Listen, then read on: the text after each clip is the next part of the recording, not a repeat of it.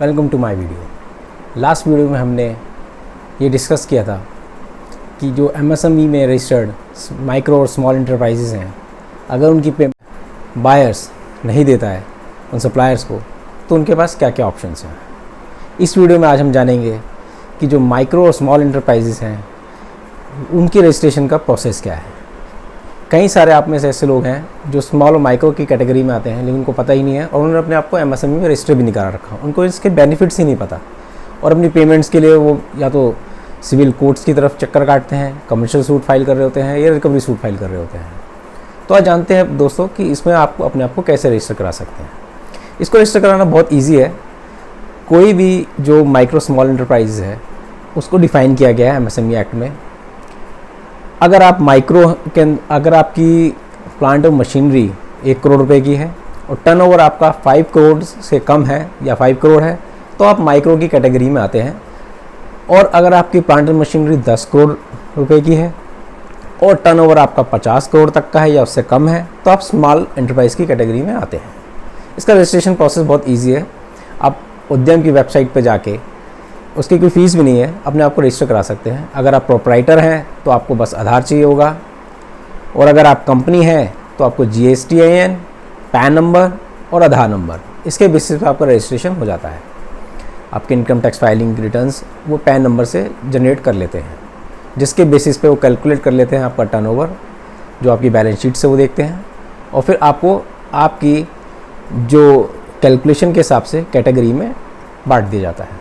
अगर आपको उद्यम का रजिस्ट्रेशन एक बार हाथ में आ जाता है और आप उद्यम में रजिस्ट्रेशन करा लेते हैं तब उसके लिए उसके जितने भी बेनिफिट्स हैं उसके लिए आप एंटाइटल्ड हो जाते हैं। और अगर आप स्मॉल और माइक्रो एंटरप्राइज में अपने आपको रजिस्ट्रेशन कराने में सक्सेसफुल हो जाते हैं तो आप अपने डिलेड पेमेंट्स के लिए अपने बायर्स के अगेंस्ट केस फाइल कर सकते हैं। ऐसे बहुत से माइक्रो स्मॉल एंटरप्राइज हैं जिन्होंने अपना मटेरियल सप्लाई किया है और उनकी पेमेंट्स उनको मिली नहीं है। इसमें एक और बात जानने वाली है कि जो माइक्रो स्मॉल इंटरप्राइजेज़ हैं, ज़रूरी नहीं है वो सिर्फ एक इंडस्ट्री हो, मैन्युफैक्चरिंग यूनिट हो। अगर आप सर्विस प्रोवाइडर हैं तो भी आप सप्लायर की कैटेगरी में आते हैं एज़ पर दी MSMED एक्ट, यानी माइक्रो स्मॉल इंटरप्राइजेज़।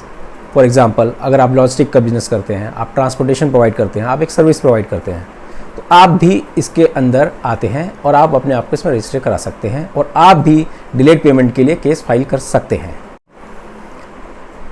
अब ये जानना है कि हम ये केस कैसे फाइल कर सकते हैं। इसके लिए मैंने जैसे लास्ट टाइम भी अपनी लास्ट वीडियो में भी बताया था कि आपको सिर्फ वेबसाइट पर जाके एमएसएमई समाधान में इसकी एप्लीकेशन को फाइल करना है।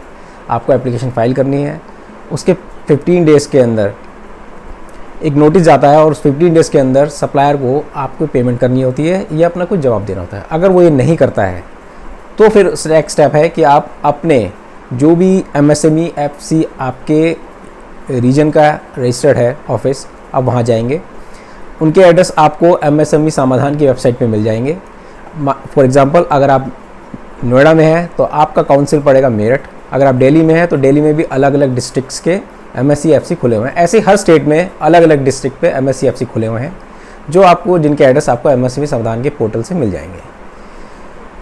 अगर आपने ऑनलाइन एप्लीकेशन अपनी फाइल कर दी है, अभी आपका केस कन्वर्ट नहीं हुआ है, सिर्फ एक एप्लीकेशन फाइल हुई है, एक नोटिस जाता है, नोटिस उसी एड्रेस पे जाएगा जो आप उसमें प्रोवाइड करेंगे, ईमेल, व्हाट्सएप नंबर और फिजिकल एड्रेस।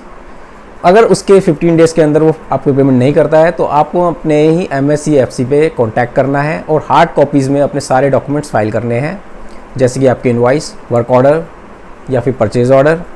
आपको एक अपना छोटा सा जिस्ट बनाना है अपने पिटीशन का, क्लेम का, कि कैसे कैसे आपने उसको, कैसे कैसे स्टेज पे आपने उसको माल सप्लाई किया है और कैसे कैसे उसने पेमेंट दी है या नहीं दी है और कब से आपकी डिले है। एक इंटरेस्ट भी आप कैलकुलेट करके ले जाएंगे, उसे अपने CA से अटेस्ट करा लीजिएगा, लेजर को फाइल करिएगा। ये सारे डॉक्यूमेंट्स फाइल करेंगे, फिर आपके केस को MSME FC लेगी, उसकी फाइल को करने के बाद और फिर उस पर कार्रवाई होगी। कार्रवाई वैसे होगी जैसे मैंने अपनी लास्ट वीडियो में बताया था, पहले कंसलेशन की प्रोसीडिंग होगी, फिर आर्बिट्रेशन की प्रोसीडिंग होगी। ये बहुत ईजी है और बहुत इफ़ेक्टिव है MSMEs के लिए।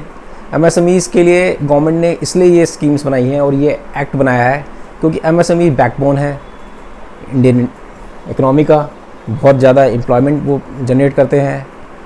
इसलिए मैं कह रहा हूँ आपको इस बेनिफिट का पूरा बेनिफिट, माफ़ कीजिएगा, इस प्रोविज़न्स का पूरा बेनिफिट लेना चाहिए। और कोई परेशानी हो आपके डिले पेमेंट में तो बेझिझक आपको एप्लीकेशन फ़ाइल करनी चाहिए। अगर वीडियो आपको पसंद आए लाइक करिए, शेयर करिए, सब्सक्राइब कीजिए। आगे की जानकारी के लिए मैं एक नई वीडियो जारी करूँगा। धन्यवाद।